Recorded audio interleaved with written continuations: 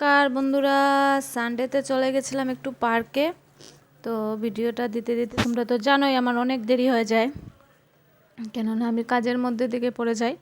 তো আমার আর দেওয়া হয় না, সব উল্টা পুল্টা হয়ে যায়। তো আমি আর আমার ছেলে ও বায়না করছিল যাবে, চলো চলো চলো। তো গেছিলাম আমরা, প্রায় 5টা বেজে গেছে যেতে যেতে। তো এই দেখো বাচ্চারা ট্রেন চড়ছে। তো ওই দিন অনেক ভিড় ছিল ইয়েতে, পার্কে, আর অনেক ছোট ছোট বাচ্চারা ছিল। তো আমার ছেলের সমান মানে কাউকে পাইনি যে ওর সঙ্গে বসে চড়বে অনেক কিছু জিনিস।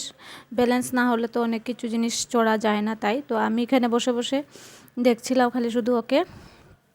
তো তোমরাও যাবে ছোট ছোট বাচ্চাদেরকে পার্কে নিয়ে, কেননা একটু মানে এরকম জায়গায় গেলে বাচ্চাদের একটু মনটা ভালো হয়, তাই।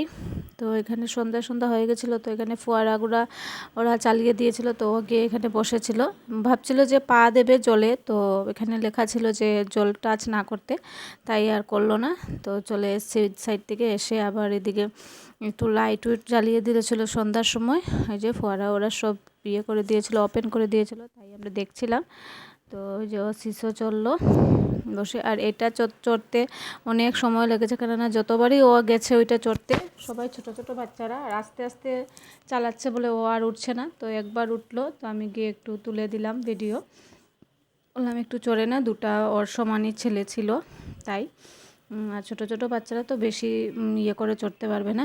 তো এই যে বৃষ্টি চলে এসছে, তারপরে উপরে অনেক সময় বসা ছিলাম আমরা, বসে তারপরে নিচে নেমে এসেও একটু দোলনা চললো, একটু বৃষ্টি পড়ছিল, তারপরে বেরিয়ে চলে এসেছি আমরা। আর ভিডিও করা হয় নাই, কেননা বৃষ্টি ছিল, তাই।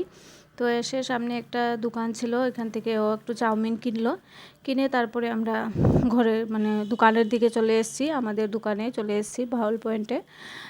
এসে খেয়েছে, ওইখানে বৃষ্টি ছিল, তাই আমি বলেছি চলো দোকানে গিয়ে খাবে। তো দোকানে নিয়ে এসেছিলাম। তো আজকের ভিডিওটা এখানেই, দেখা হচ্ছে নতুন একটা ভিডিওর সাথে, টাটা।